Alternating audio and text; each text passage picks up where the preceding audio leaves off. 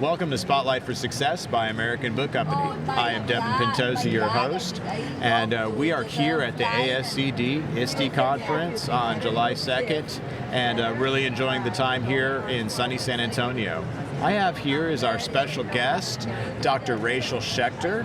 Thank you for joining us today. She is the founder of UXD Research, and she has a lot of things to share today, and we're so excited to have you here today, Rachel. Thank you so much. And so we do UX research, but it's LXD research for LXD. Learning Experience Design. And I named our company that because learning experiences happen within the classroom, outside the classroom, with technology, without technology. And what we do is we look at how programs are working and how to make them better in all different types of contexts. Oh, that's wonderful. Let's speak to those contexts. What kind of entities do you work with? So we partner with school districts and school leaders through the companies that they want to study. So, for example, if you're using a digital tool to help support your reading practice, your reading fluency practice, and you want to know, well, how well is this product working? We're using it 3 times a week. Is that enough time? Do we need to be using it more? Should we be using, can we use it less and will it still work?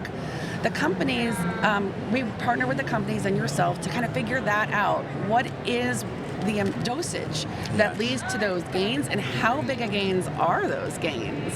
Wow, that is fantastic. You've gone so many directions with that.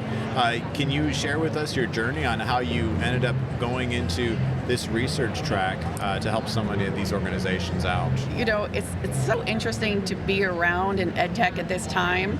So I went to UMass Amherst, and I studied with the founder of Children's Television Research, Dr. Dan Anderson. And not many people know this, but he actually invented Blue's Clues. Oh, really? Really. Wow. And when I met him, my mind was blown. We can study how children learn from television? Wow. So he helped set me up with an internship at the 1st and 2nd season of Dora the Explorer. Wow. So I was at Nickelodeon, going to 50th and Broadway, going up those stairs as a 20-year-old little kid, and I got to see the power of research, how one question, maybe even a word in a question, could be the difference between a whole group of kids yelling, "Yay, me!"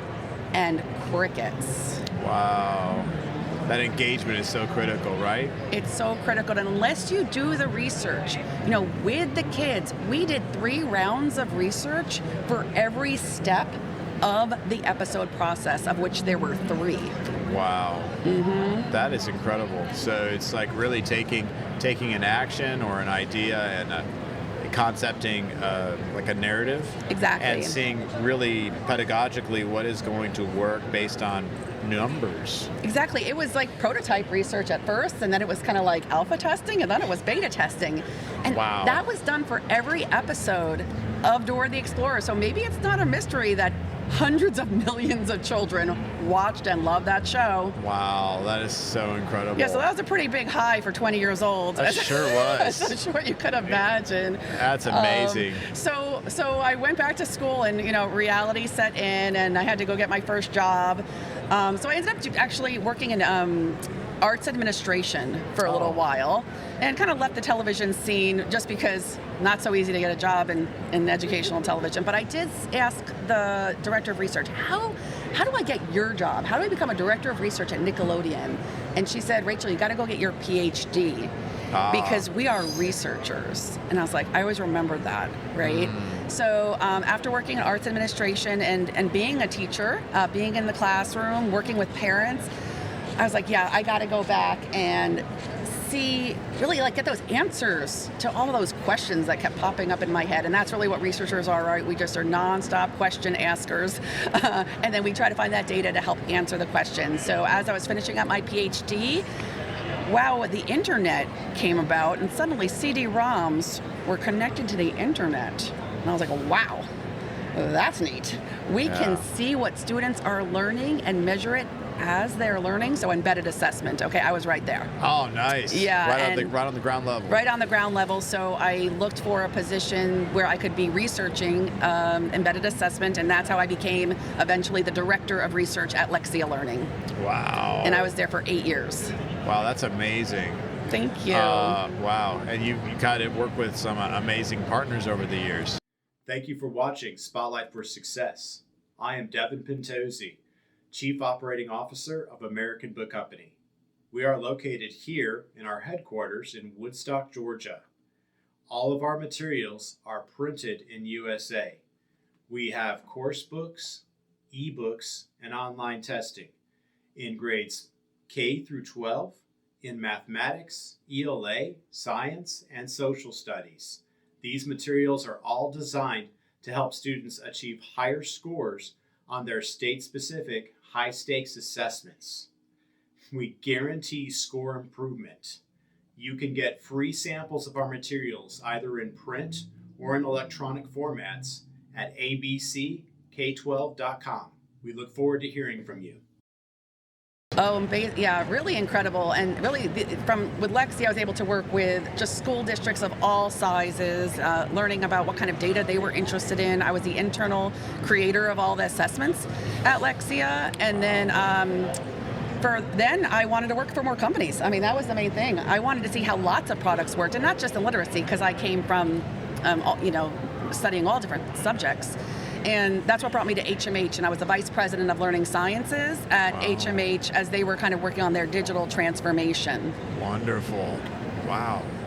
And so you're here at ISTE ASCD. Mm-hmm. What kind of things are you hoping to get out of the sessions here? Well, I actually led my team. I brought 3 team members. I ran into someone, they were kind of shocked. So 4 team members from UXD Research were here presenting research. We were discussants for other research sessions. We had 5 research sessions where we were the discussants for the sessions. Wow. I also co-led and facilitated a table at the ISTE co-design workshop. Nice.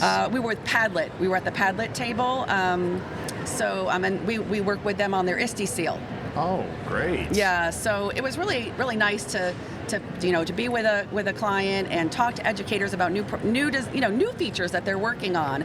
And that's really why I was hitting the exhibit floor here today, because I wanted to talk to all different companies about their research journey and to be a resource. That's great. I have a YouTube channel with free videos that I produced. Wow, what is that YouTube handle? Oh, it's UXD Research at YouTube, and it's really quick, less than 5-minute videos about research. What does educational research look like? What's the terminology? When someone says SL Level 3, what does that mean? And it's both to help the companies, but also the educators know how to ask about research and to understand it. That's great. And I understand it's not only that you're working on this research, that you work to make sure that research is also certified by other third parties. Is that right? You got it. Just like in the olden days when researchers would submit for publication, right? That was the moment where the experts would review the study that they did. We're moving at a much faster pace in education right now. I have 3 papers that are currently waiting review. Wow. In research journals. Some I've been waiting for over 6 months. Wow. To find out if they might want to publish it or might want me to revise it. Okay. We don't have that kind of time here in education. No, it moves so fast. These products are out and they're in classrooms now, so we actually focus on rapid cycle evaluation, and because of that, all of our research is externally reviewed by a nonprofit partner. Oh, that's so wonderful. Mm-hmm. That is so great, and that's just shows the rigor involved in the research that you're doing. You get to help so many school districts and companies to find those best practices. Absolutely, and it's called EduEvidence, eduevidence.org, and what I really like about it is that it's international. Oh, wow. So they've taken the EdTech research requirements from many different countries and actually have put together an international council on what EdTech quality looks like and what the research should look like. And so we actually are their official U.S. partner. Wow. So that way, anybody who works with us and does research with us our work is fast-tracked to get certified. Oh, that is so wonderful. That's a great action that's going on with your research. Thank you. So let me ask you, do you have anything you'd like to share with the ISTE community as they're completing the sessions and everything here today? Absolutely. Well, the last time I was at ISTE was 2 years ago, and a lot of the folks on the floor told me that the educators were not asking about research. So it makes it difficult for me to say that research is important to the educators if the educators aren't asking about research. Great news.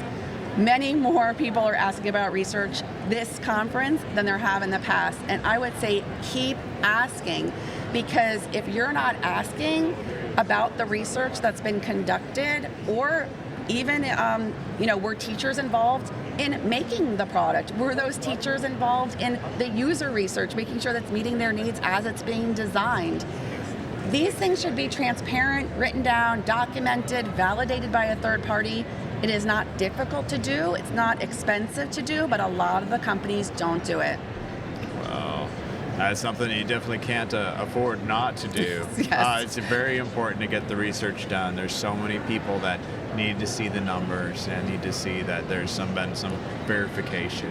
Exactly. So even if you're nervous that you might not understand the research yourself, if someone explained it to you kind of on the spot, ask for the paper, ask for their website, and you can always look at it later. Another great tip, there are AI tools where you can upload a research study and it explains it to you. Oh, that's so nice, because some of those researchers go way over everybody's head. Oh my gosh, me too. Like, I can barely understand it. I'm starting to do it. I was like, hey, ChatGPT, can you summarize this for me? Or make like a little presentation for me, like as if you were the researcher presenting this to a group of educators. Okay. And that's your prompt. Wow, that is such a great thing that you're doing there. So tell us again, what is the name of your website? It's UXDresearch.com. And on the website, there everything I just mentioned, and also I have like an alphabet soup article to tell you about all the different research organizations and for companies how to get SS certified. I have videos and articles all for free and all available through my website. Oh, that's so awesome. Or our website. That's so great. Again, this is Dr. Rachel Schechter with LXD Research. Thank you so much for joining us today. Thank you so much for having me.